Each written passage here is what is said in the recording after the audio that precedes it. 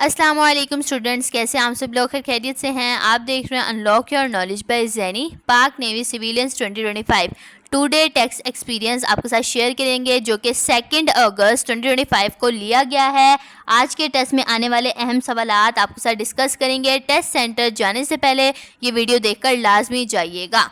2 अगस्त 2025 के अंदर आपके साथ UDC, LDC, assistant storeman, civil apprentice, इन सब के एमसीक्यूज आपके साथ शेयर किए जाएंगे जो कि 2 अगस्त 2025 के टेस्ट में आ चुके हैं। इन सवालात से आपका टेस्ट ज़रूर पास होगा इंशाअल्लाहुल अज़ीम। फुल वीडियो में हमने सारे एमसीक्यूज को डिस्कस किया है। फुल वीडियो देखिए हमारे चैनल पर।